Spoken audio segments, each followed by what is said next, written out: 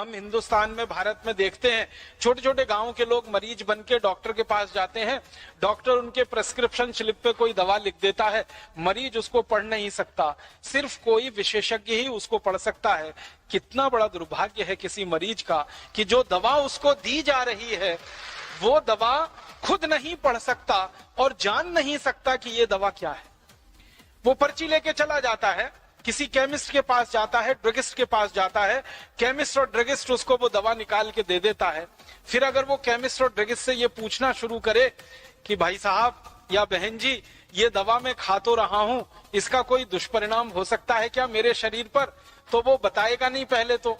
और अगर जबरदस्ती आप करेंगे तो ऐसे शब्दों में बताएगा जिनको आप जिंदगी में कभी समझ ही ना सकें कि क्या उसका दुष्परिणाम होने वाला है।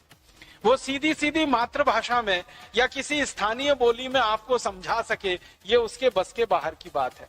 और डॉक्टर से भी आप कहें कि डॉक्टर साहब ये दवा आपने जो लिख दी है ये मैं खाऊंगा तो सही, लेकिन इसका मेरे शरीर पर क्या दुष्परिणाम है, तो डॉक्टर भी कुछ ऐसी भाषा में लिख कर दे देगा। उसको समझने के लिए आप किसी और डॉक्टर के पास जाइए, फिर वो कुछ ऐसी भाषा लिख देगा, उसको समझने के लिए किसी और विशेषज्ञ के पास जाइए। माने आपको समझ में ही नहीं आएगा कि जो दवा आप खा रहे हैं उसका दुष्परिणाम क्या है। दवा का नाम नहीं पढ़ सकते, उसके दुष्परिणाम नहीं जान सकते।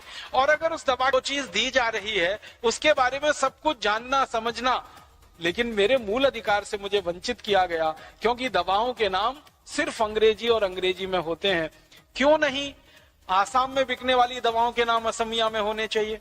क्यों नहीं हमारे देश के बंगाल में बिकने वाली दवाओं के नाम बांग्ला में होने चाहिए? क्यों नहीं हमारे यहाँ हिंदी क्षेत्र में बिकने वाली दवाओं के नाम हिंदी में होने चाहिए? क्यों नहीं महाराष्ट्र में बिकने वाली दवाओं के नाम मराठी में होने चाहिए? क्यों नहीं हमारे देश में गुजरात में गुजराती दवाएं बिके?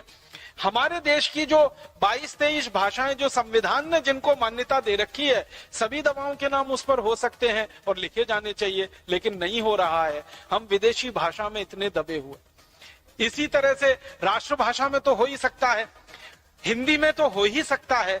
कम से कम भारत में 84 करोड़ लोग हैं जो हिंदी को जानते हैं और समझते हैं। हिंदी पढ़ने वालों की संख्या तो थोड़ी कम है, लेकिन जानने और समझने वालों की संख्या तो 84 करोड़ से ज्यादा है, 85 करोड़ से भी ज्यादा है। उसमें तो हो ही सकता है, लेकिन वो अभी तक आजादी के 63 साल में भी हम नहीं कर पाए हैं। और सरकार ने नियम बना रखा कि आप प्रेस्क्रिप्शन लिखें अंग्रेजी में, दवाओं के नाम लिखें अंग्रेजी में, दवाओं के नाम छपे अंग्रेजी में, कोई दवा खरीदे तो वो अंग्रेजी में, हर चीज अंग्रेजी अंग्रेजी अंग्रेजी। जिसको 1% लोग जानते समझते नहीं, उस भाषा में सबको दवाएं देना, मुझे लगता है कि उनको मौत के मुंह में धकेलने जैसा है, उनकी जिंदगी के साथ खिलवाड़ करने जैसा है, उनके जीवन को खत्म करने के जैसा। दुनिया के किसी देश में ऐसा देखने को नहीं मिलता है। आप रूस में जाएंगे, सब दवाएं रशियन में लिखी मिलेंगी। आप जर्मनी में जाएंगे, सब दवाओं को जर्मन में लिखा जाएगा, नाम और उनके साइड इफेक्ट्स वगैरह। फ्रांस में जाएंगे, फ्रेंच में लिखा जाएगा। जापान में जाएंगे, जापानीज में लिखा जाएगा। चीन में जाएंगे, चाइनीज में लिखा जाएगा। यह अद्भुत एक देश भारत है दुनिया का, जहां 1% से कम लोग अंग्रेजी समझते हैं और सब दवाओं के बारे में जानकारी अंग्रेजी में दी जाती है।